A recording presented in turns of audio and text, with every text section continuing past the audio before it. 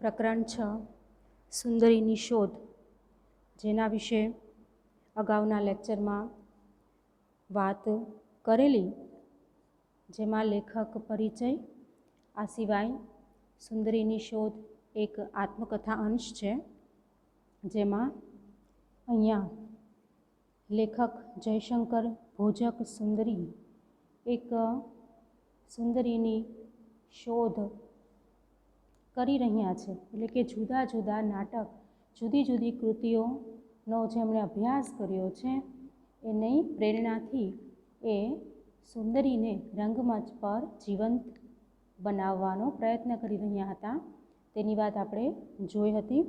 હવે આપણે આ પ્રકરણની આગળની વાત જોઈશું, જેમાં જ્યારે લેખક એ નાટક ભજવે છે, એ નાટક એટલે કે એક સૂક્ષ્મ નિરીક્ષણ કરી અને સ્ત્રીના ભાવ, સ્ત્રીની લાગણી અને સ્ત્રીની વસ્ત્રો પહેરવાની રીતનું એણે ખૂબ બારીકાઈથી નિરીક્ષણ કરેલું છે, જે એમના નાટકમાં પણ જોવા મળ્યું હતું. હવે આપણે આગળ વાત કરીએ.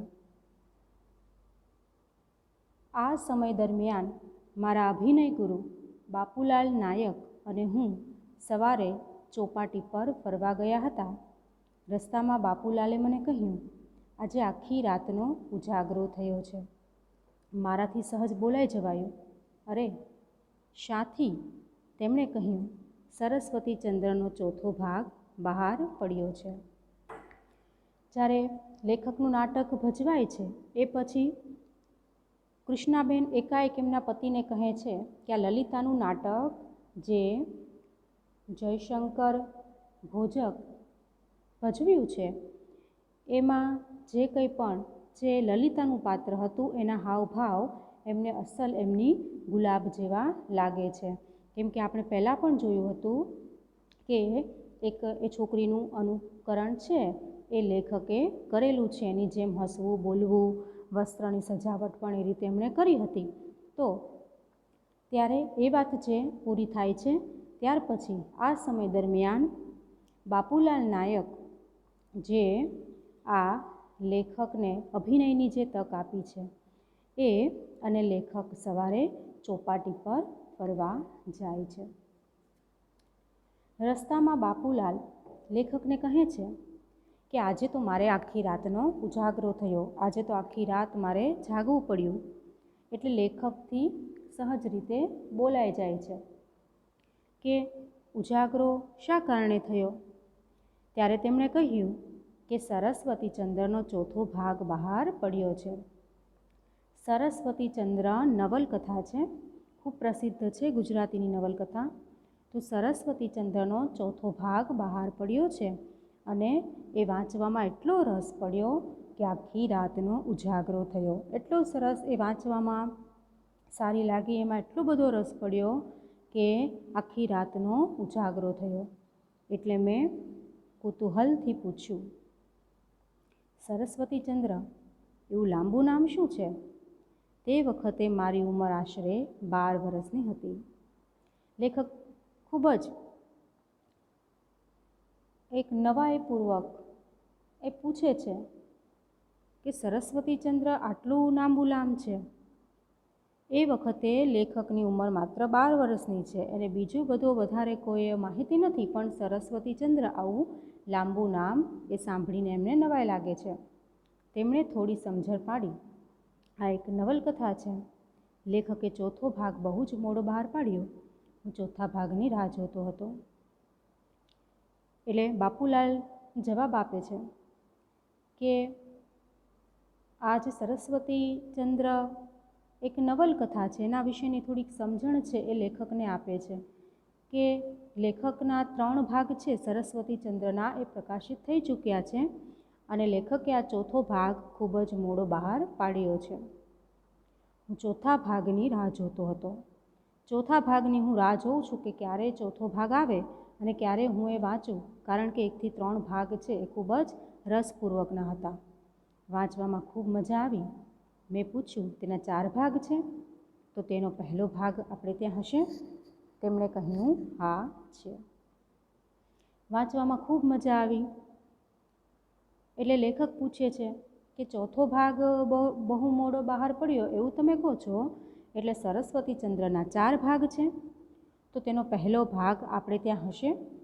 લેખકને વાંચવાની ઈચ્છા થઈ જાય છે, એટલે બાપુલાલ કહે છે કે હા છે. મેં પૂછ્યું, હું તે વાંચું? તેમણે કહ્યું, વાંચજે. આ પછી આ નવલકથા શું છે તે જાણવાની મહેજ મને સહેજ ઉત્કંઠા થઈ. ઉત્કંઠા એટલે કે અહીંયા એક ઈચ્છા જાગવી. લેખક કહે છે કે હું એ વાંચું? એટલે સામે બાપુલાલ કહે છે કે હા વાંચજે. આ પછી આ નવલકથા શું છે, એ નવલકથામાં શું વાત છે, કેવી નવલકથા છે, એના વિશે લેખકને વાંચવાની ઈચ્છા થાય છે. એમને ઉત્કંઠા થાય છે અને તેમની પાસેથી પહેલો ભાગ લઈ મેં તે નવલ વાંચવાનું શરૂ કર્યું. ક્રમે ક્રમે તેના 4 ભાગ સમયે કરીને 7 વાર વાંચ્યા. એમની પાસેથી જ પહેલો ભાગ લેખક મેળવે છે અને તરત જ એ નવલકથા વાંચવાનું ચાલુ કરી દે છે. ક્રમે એના 4 ભાગ સમયે કરીને 7 વાર વાંચ્યા. એટલો બધો લેખકને એમાં રસ પડે છે નવલકથા વાંચવામાં કે થોડા સમયના અંતરે એમણે 1 થી 4 ભાગ સમયે થોડા સમયના ગાળામાં એમણે 7 વખત વાંચ્યા. એવું એ નવલકથાનું કામણ હતું. આમ તો કામણનો અર્થ જોઈએ તો અહીંયા લેખકને એ નવલકથા વાંચવામાં એટલો બધો રસ પડે છે, એટલે અહીંયા કહી શકીએ કે એ નવલકથાનું એટલો બધો એનામાં એટલું બધું મોહ પમાડે એવું હતું એ નવલકથા. એટલે અહીંયા લેખકને એ નવલકથા ઘણો બધો મોહ પમાડે છે. મારી શક્તિ ઉપરાંત કઠણ ભાષા, પ્રેમની આટીઘૂટી, વિરહની વેદના, રાજકીય અને સામાજિક પરિસ્થિતિ, અનેક આડકથાઓ અને અનેક તળ ગુજરાતના સુરેખ રીતે આલોખાયેલા પાત્રો. વાંચી કથા પૂરતો ભાગ શરૂઆતમાં સમજાવવા લાગેલો. અહીંયા આ નવલકથામાં લેખકની વાંચવાની શક્તિ, એ ઉપરાંત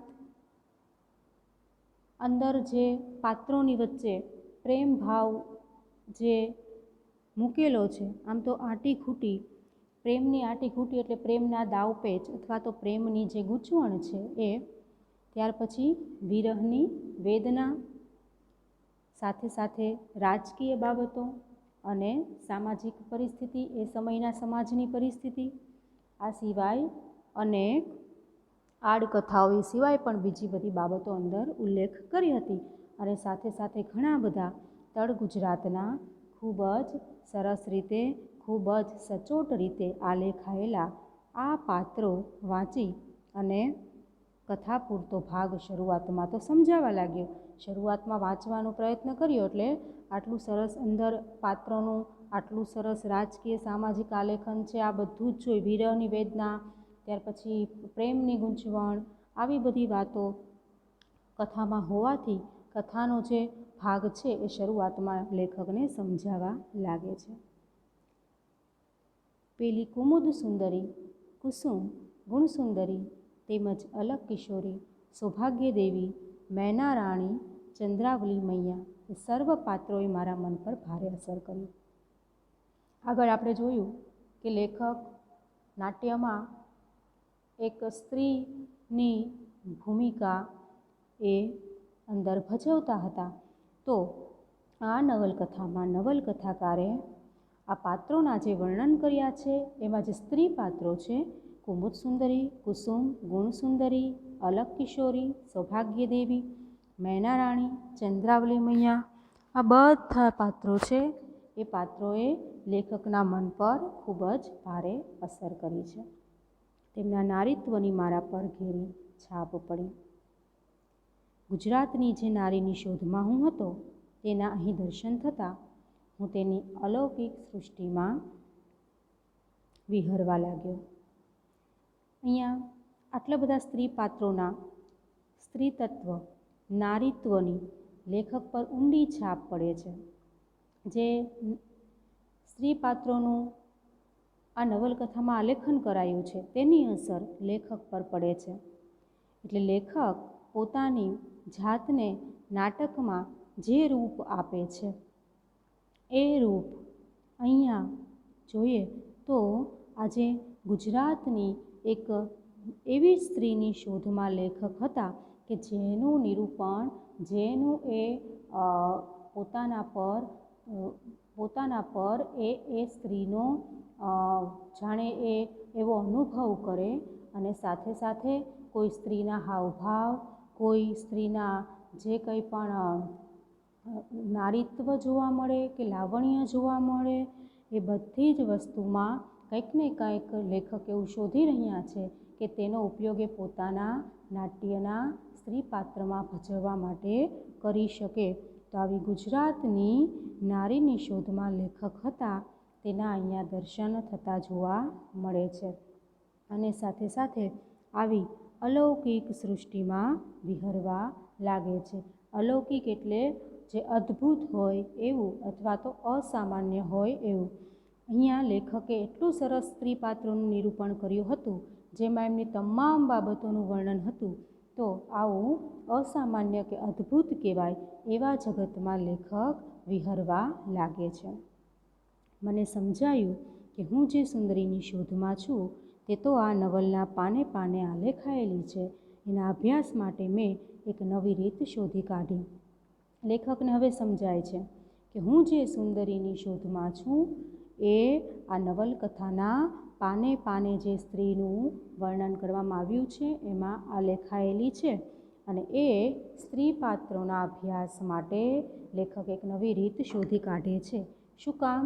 કારણ કે આપણા આ આત્મકથાંશનું નામ જ છે સુંદરીની શોધ.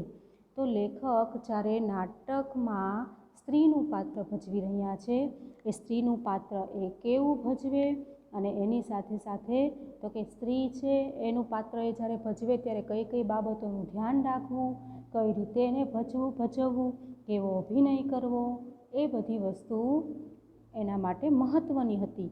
તો આ અભ્યાસ માટે એ હવે એક નવી રીત શોધી કાઢે છે. નવલકથાકારે આ પાત્રોને કરેલા વર્ણન પ્રમાણે અરીસાની આગળ હું નવલકથાને લઈને મોટેથી વાંચતો અને પાત્રોનો અભિનય અરીસામાં જોતાં જોતાં ભજવતો અને એ દ્વારા પાત્રોના હૃદય ભાવ સાથે મારા ભાવોનું સમત્વ પ્રાપ્ત કરવા મથતો હતો. હવે અહીંયા નવલકથાકારે સરસ્વતીચંદ્રમાં જે સ્ત્રી પાત્રના વર્ણન કર્યા છે એ વર્ણન પ્રમાણે લેખક અરીસાની સામે ઊભા રહી જાય છે અને ત્યાં ઊભા રહી અને નવલકથાને લઈ અને મોટેથી વાંચે છે. અને એમાં જે કંઈ પણ પાત્રનો અભિનય દર્શાવવામાં આવ્યો છે કે આ પાત્ર છે એ અત્યારે આ કામ કરી રહ્યું છે, આવા એના હાવભાવ છે, એ પ્રમાણે લેખક અરીસામાં જોતાં જોતાં એ અભિનય કરતા જાય છે. અને આ અભિનય દ્વારા પાત્રના હૃદયના ભાવ સાથે એટલે કે જે પાત્રનો હૃદયનો ભાવ જે સરસ્વતીચંદ્ર નવલકથામાં તે લેખકે ઉમેરેલો છે એની સાથે આ લેખક જયશંકર ભોજક પોતાના ભાવોનું સમત્વ પ્રાપ્ત કરવા મથે છે. સમત્વ પ્રાપ્ત કરવું એટલે તો કે લાગણીઓ પર સમતા પ્રાપ્ત કરવી. એટલે કે જે ભાવ નવલકથામાં લેખકે વર્ણવ્યા છે એ જ ભાવને લેખક અહીંયા એક સરખું જ વર્ણવાનું કાર્ય વર્ણવાનું સમત્વ પ્રાપ્ત કરવા મથી રહ્યા છે. આ અભ્યાસનું મારા પૂરતું પરિણામ એ આવ્યું કે કુમુદ સુંદરીની ભૂમિકા ભજવવાનો મારો મનોરથ જાગ્યો. હવે આ અભ્યાસ જે લેખકે કર્યો એ અભ્યાસથી લેખકમાં એવું પરિવર્તન આવ્યું કે એને જે પાત્રોને હૃદયના ભાવ સાથે પોતાના ભાવને જોડવાનો પ્રયત્ન કરે છે ત્યારે એમણે આમાં જે સરસ્વતીચંદ્રમાં એક કુમુદ સુંદરીનું પાત્ર છે એ પાત્ર ભજવવાની એમને મનમાંથી ઈચ્છા જાગે છે. થોડા વર્ષ પછી અમારી મંડળીવાળાઓએ સાક્ષર શ્રી ગોવર્ધન રામભાઈને સરસ્વતીચંદ્રનું નાટ્યરૂપ રૂપાંતર કરી આપવાની વિનંતી કરી.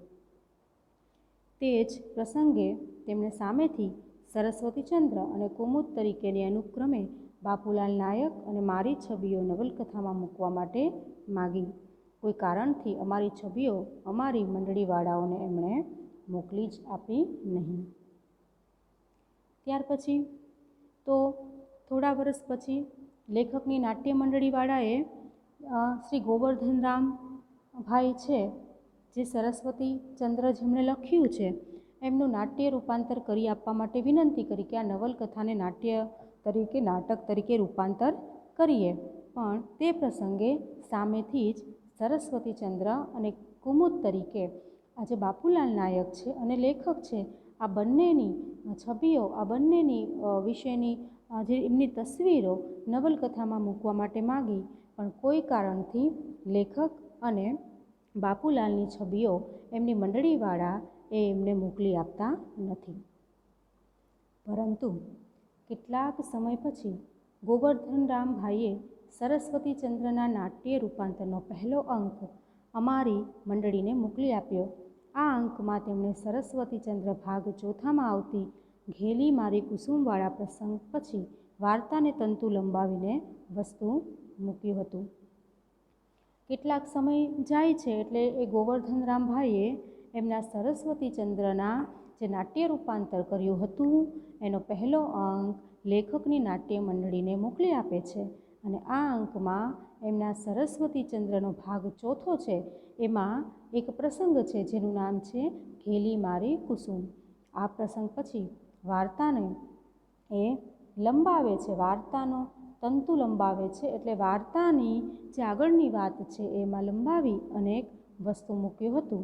તેમાં સરસ્વતીચંદ્રને ચોપાટી ઉપર ભાષણ કરતો અને લોકહિતની વાતો કરતો આલેખ્યો હતો. એટલું જ મને અત્યારે યાદ છે. એમાં સરસ્વતીચંદ્રનું જે પાત્ર છે, મુખ્ય પાત્ર, એ પાત્રને ચોપાટી ઉપર ભાષણ કરતો બતાવવામાં આવ્યો હતો અને લોકહિતની વાતો, લોકોને હિત માટે, લોકોના સારા માટે, લોકોને કોઈ ફાયદો થાય એવી કોઈ વાતો, લોકહિતની વાતો કરતો એમને બતાવવામાં આવ્યો હતો. એટલું જ લેખકને અત્યારે યાદ છે. ગમે તે કારણે અમારી મંડળીવાળાને આ નાટક મુંબઈની પ્રજાને ગમશે નહીં એમ લાગવાથી ભજવવાનું રૂચ્યું નહીં અને નાટકનું કામ આગળ ચાલ્યું નહીં. આથી કુમુદ થવાનો મારો મનોરથ મનમાં જ રહી ગયો. સાથે સાથે તેની ભજવણીનો મારો અભ્યાસ પણ અધૂરો રહી ગયો.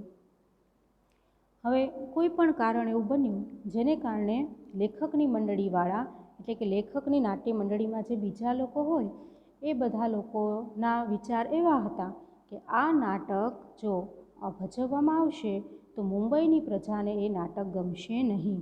આવું લાગવાથી એ નાટક ભજવવાનું યોગ્ય લાગ્યું નહીં અને પછી એ નાટકનું કામ આગળ ચાલ્યું નહીં. કેમ કે પ્રજાને ગમશે નહીં, મુંબઈની પ્રજાને, તો પછી આ નાટકનું કામ છે આગળ એ કરતા નથી. આથી સરસ્વતીચંદ્રમાં જે કુમુદ સુંદરીનું પાત્ર છે એ પાત્ર ભજવવાનો લેખકનો વિચાર હતો અને એમનો જે મનોરથ હતો, મનની ઈચ્છા હતી, એ પૂરી થઈ શકતી નથી. અને સાથે સાથે લેખકને કુમુદનું પાત્ર ભજવણીનો અભ્યાસ પણ અધૂરો રહી જાય છે, કેમ કે નાટ્ય સ્વરૂપે એને હવે ભજવવાનું છે નહીં. આ ઉપરાંત મારા અભ્યાસ માટે સરસ્વતીચંદ્રમાં બુદ્ધિપ્રકાશ માસિકનો ઉલ્લેખ થયો છે, એટલે હું બુદ્ધિપ્રકાશ મેળવીને વાંચવા લાગ્યો. આ સિવાય લેખકને આ અંગે વધારે અભ્યાસ કરવો હતો.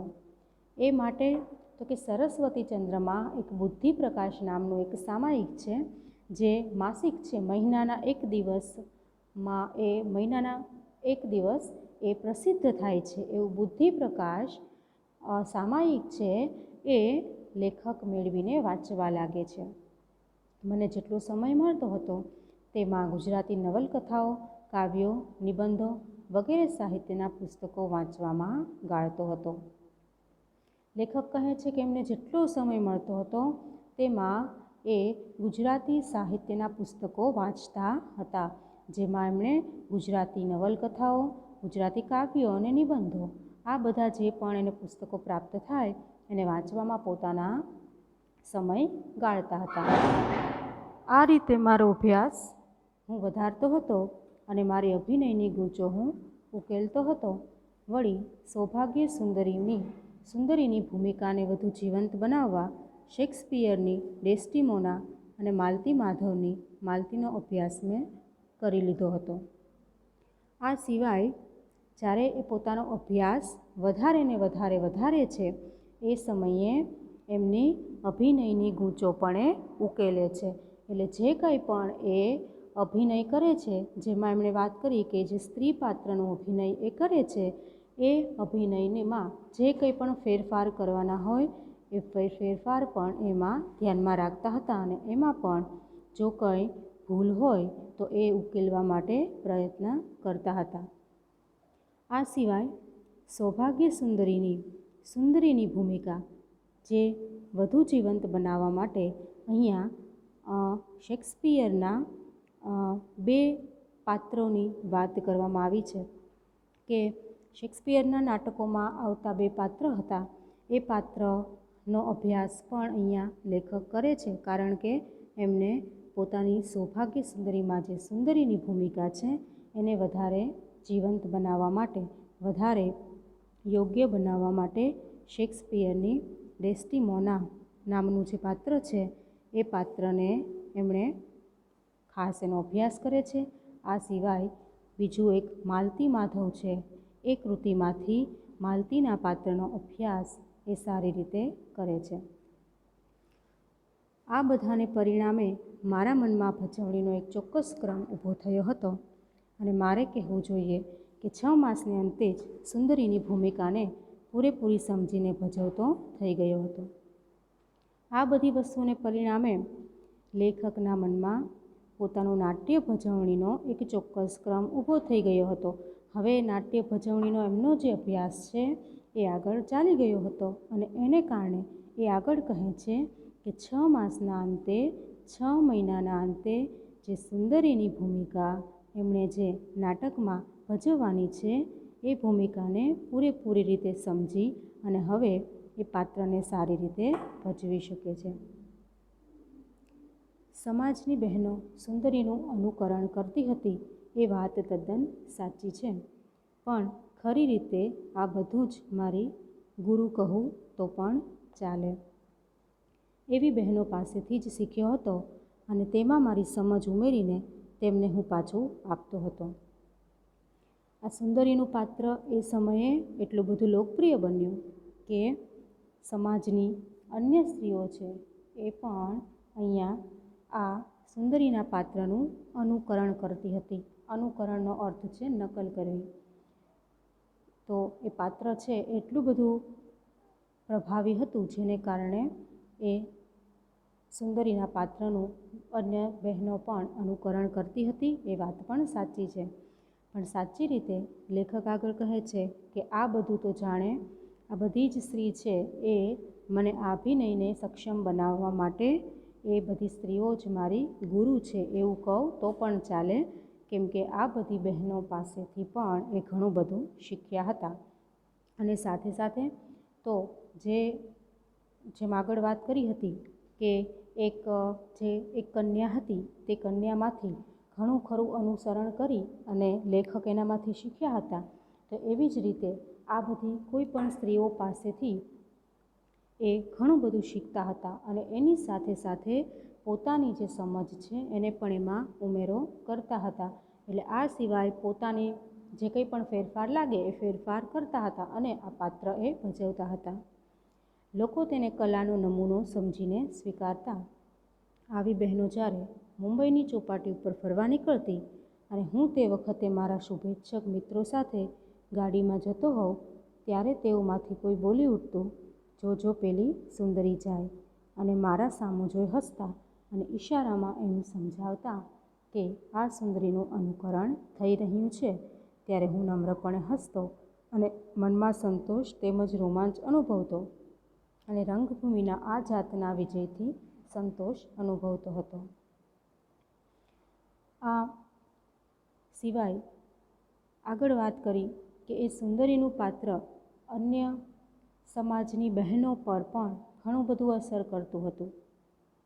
જ્યારે મુંબઈની ચોપાટી પર આવી બધી સ્ત્રીઓ બહેનો ફરવા નીકળતી હતી એ સમયે આગળ લેખક કહે છે કે એમને જે શુભેચ્છક એમના મિત્રો છે એની સાથે ગાડીમાં જતા હોય ત્યારે એમાંથી કોઈ બોલી ઉઠતું કે જો પેલી સુંદરી જાય, કેમકે આ લેખકનું સુંદરીનું પાત્ર ઘણું બધું જાણીતું બની ગયું હતું અને એમની સામે જોઈને હસતા અને ઈશારામાં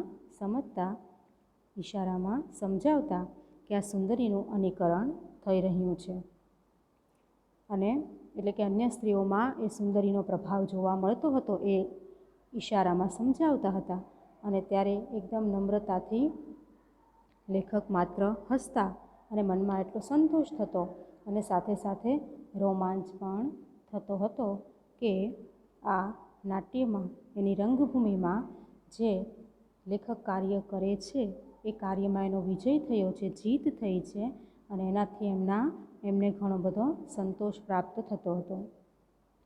સૌભાગ્ય સુંદરી નાટકની રજૂઆતના બીજા દિવસથી જ ઘણા પ્રેક્ષકો મને ભેટ સોગાદ આપી ગયેલ. આ વખતે મને એક જ વાત સમજાયેલી કે સ્ત્રીના શ્રેષ્ઠ ભાવોનું પ્રદર્શન લોકોને પ્રિય છે. સૌભાગ્ય સુંદરી નાટકની જ્યારે રજૂઆત થઈ, જ્યારે એ નાટકને ત્યાં સ્ટેજ પર જ્યારે ભજવવામાં આવે છે એના બીજા જ દિવસથી ઘણા બધા પ્રેક્ષકો જે નાટક જોવા આવેલા લોકો એ લેખકને ઘણી બધી ભેટ સોગાદ આપી જાય છે. ભેટ સોગાદ એટલે અહીંયા કોઈ પ્રકારની બક્ષિસ આપવી, કોઈ પણ વસ્તુ આપવી ભેટ તરીકે. અને આ વખતે લેખકને માત્ર એક વાત સમજાઈ ગઈ કે નાટ્યમાં કોઈ પણ સ્ત્રીના શ્રેષ્ઠ ભાવોનું પ્રદર્શન એ લોકોને ઘણું બધું પ્રિય હોય છે. સ્ત્રીની અંદર રહેલા કોઈ શ્રેષ્ઠ ભાવો, ઉત્તમ ભાવોનું પ્રદર્શન એ લોકોને ઘણું સારું લાગતું હોય છે અને આ રીતે પ્રગટેલી ચેતનાએ અજ્ઞાત રીતે મને અનુકરણ કરતો મૂકેલો. આ રીતનું એક મનમાં એક વાત જન્મે છે, જે શ્રેષ્ઠ ભાવ છે એને લોકો વધારે એના પર ધ્યાન આપતા હોય છે અને આનું અનુકરણ લેખક અવારનવાર કરે છે. હવે તે આ વસ્તુ પર ધ્યાન આપતા થઈ જાય છે કે સ્ત્રીનું પાત્ર જ્યારે ભજવવું ત્યારે એમાં શ્રેષ્ઠ ભાવો કઈ રીતે બતાવવા. આ સફળતાની પાછળ ઈશ્વરીય કૃપા પણ ઘણી હશે એમ હું માનું છું. એક ક્ષણ જ્યારે જયશંકરે સ્ત્રીનો પોશાક ધારણ કર્યો ત્યારે એક પુરુષ જાણે સુંદરીમાં પલટાતો હોય એમ મને લાગ્યું. નાટક છે એ લોકપ્રિય છે, એની સાથે સાથે નાટકની જે સફળતા છે એની પાછળ લેખક એવું માને છે કે કોઈ ઈશ્વરની પણ કૃપા હશે.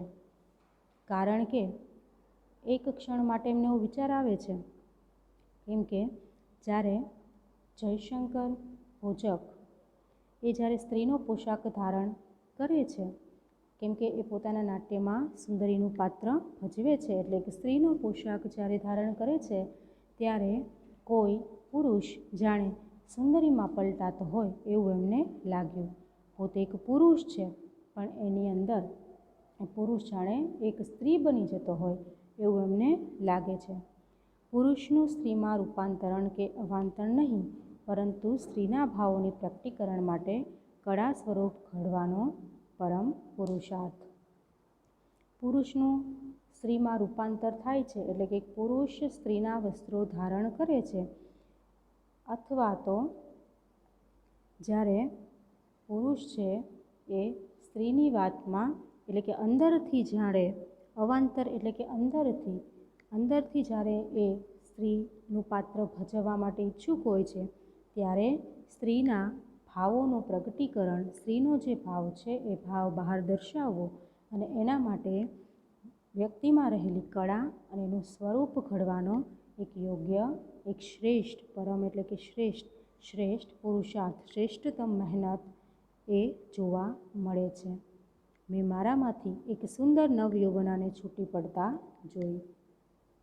લેખક આગળ કહે છે કે પોતે પુરુષ છે પણ એમણે જે સ્ત્રીનું પાત્ર ભજવ્યું છે એ પાત્રમાં એમની પૂરેપૂરી લાગણી જોવા મળે છે.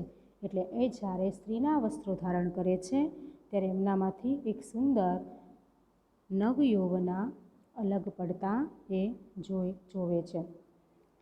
નાની અવસ્થાની કોઈ યુવાન સ્ત્રી છે એને એની અંદર જોવે છે, જેના ઘાટીલા મતભર અંગોમાંથી યૌવન નીતરે છે, જેની છટામાંથી સ્ત્રીનું લાવણ્ય મહેકી રહ્યું છે, જેની આંખમાંથી સ્ત્રી સહજ ભાવો ઉભરાયા કરે છે, જેની ચાલમાં ગુજરાતણનો ઠસ્સો પ્રગટે છે તે પુરુષ નથી, એકમાત્ર સ્ત્રી છે.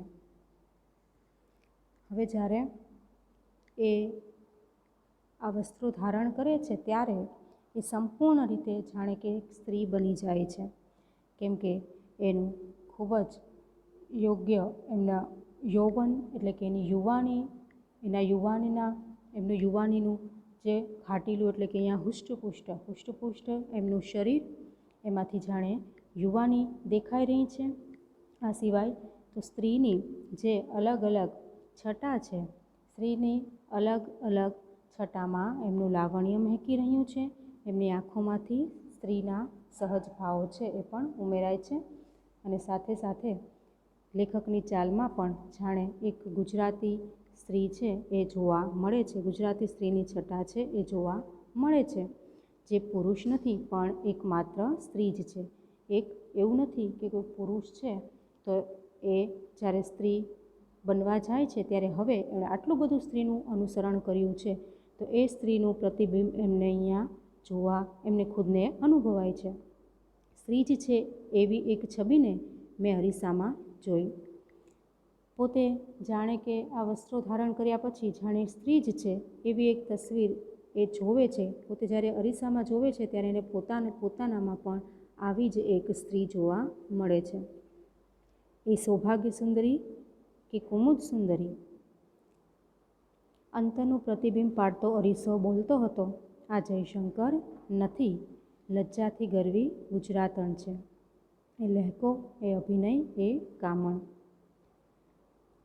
જ્યારે એનામાં સ્ત્રી સહજ ભાવ ઉમેરાય છે ત્યારે હવે અરીસામાં જોઈને એને ખુદને વિચાર આવે છે કે સૌભાગ્ય સુંદરી છે કે કુમુદ સુંદરી છે. કુમુદ સુંદરીનું પાત્ર ભજવવાની ઈચ્છા એમને પહેલાં પણ હતી. એટલે અહીંયા લેખકના અંદરનું પ્રતિબિંબ પાડતો અરીસો જાણે બોલી રહ્યો છે. એટલે કે અંતરનું પ્રતિબિંબ તો કે બહારથી તો અત્યારે એક પુરુષ છે પણ અંતરથી અત્યારે એનું મન છે એક સ્ત્રીનું બની ગયું છે. તો આ અંતરનું પ્રતિબિંબ પાડતો અરીસો જાણે બોલતો હતો કે આ જયશંકર નથી પણ લજ્જાથી ગરવી ગુજરાતણ છે. લેખકનો જે લહેકો છે, લેખકનો જે અભિનય છે અને લેખકના શરીરની જે કંઈ પણ ભાવ છે એ બધું જ જાણે એક ગુજરાતી સ્ત્રી જેવું છે. શરીરના અંગ પ્રત્યંગમાં મધુર ઝણઝણાટી પેદા થઈ ચાલી ગઈ. ઘડીભર મને એમ થયું કે હું પુરુષ જ નથી. શરીરના દરેક એમના ભાગમાં, દરેક અંગમાં, દરેક આંતરિક અંગમાં એક લેખકને ખૂબ જ એક મધુર ઝણઝણાટી જોવા મળે છે. કારણ કે એના મનમાં ઘડીભર એમને થઈ જાય છે કે એ પુરુષ નથી જ, એ માત્ર ને માત્ર એક સ્ત્રી છે. સ્ત્રી થતાં મને સહેજ સંકોચ શરૂઆતમાં થયો હતો. હવે એમ જ લાગ્યું કે હું જ સ્ત્રી છું. જ્યારે સ્ત્રીનો વેશ એમણે ભજવવાનો હતો એ સમયે સ્ત્રી થતાં એમના મનમાં થોડો ઘણો શરૂઆતમાં સંકોચ થાય છે. શરૂઆતમાં એમને એમ થાય છે કે સ્ત્રીના વસ્ત્ર કઈ રીતે ધારણ કરવા, સહેજ સંકોચ થાય છે. પણ હવે એમને લાગે છે કે ના, પોતે એક સ્ત્રી જ છે. એક અવાંતર પ્રક્રિયાએ જ મને મારામાં રહેલા નટને સાકાર થવામાં યારી આપી છે. અવાંતર એટલે કે અંદરનું, કે અંદરની જે પ્રક્રિયા છે એ પ્રક્રિયામાં લેખકમાં રહેલા નટને, નટ એટલે અહીંયા કલાકાર, લેખક અહીંયા એક નાટ્યના કલાકાર તરીકે કાર્ય કરી રહ્યા છે. એટલે એક કલાકારને જાણે વ્યક્તિની અંદરની પ્રક્રિયા જ એમને સાથ આપે છે. પરંતુ અવસ્થાની અનુકૃતિને ઝીલનારો અને અનુભવનારો પ્રેક્ષક વર્ગ ન હોત તો?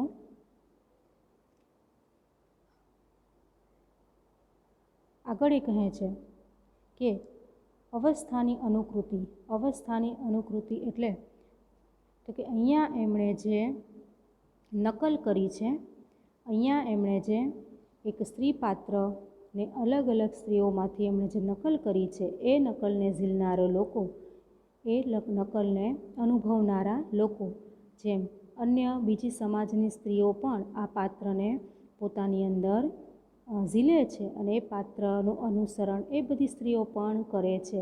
તો અહીંયા પાત્રની અવસ્થાની અનુકૃતિને, નકલને લોકોએ ઝીલી પણ છે, અહીંયા આવકારી પણ છે. અને સાથે સાથે નાટકને અનુભવનારો પ્રેક્ષક વર્ગ જો ન હોત તો, નાટકને જે વ્યક્તિઓએ અનુભવ કર્યો છે, નાટકને જે વ્યક્તિઓ સમજ્યા છે ને આટલો બધો પ્રેમ આપ્યો છે, એવો પ્રેક્ષક વર્ગ જો ન હોત તો, આટલી સારી અભિનયની સાથે સાથે જો પ્રેક્ષક વર્ગ છે એ ન સ્વીકારે તો કદાચ આ ક્ષમતા એની જોવા ના મળે. મારા હજારો પ્રેક્ષકોએ મને સુંદરી બનાવ્યો છે એ વાતની હું સગર્વ નોંધ લઉં છું. લેખકના હજારો પ્રેક્ષકોએ, જે લોકો એમનું નાટક જોઈ રહ્યા છે અને જેમણે એમના નાટકોને સારો એવો વિસ્તાર આપ્યો છે, એને સમજ્યા છે, એવા પ્રેક્ષકોએ લેખકને અહીંયા સુંદરી બનાવ્યા છે.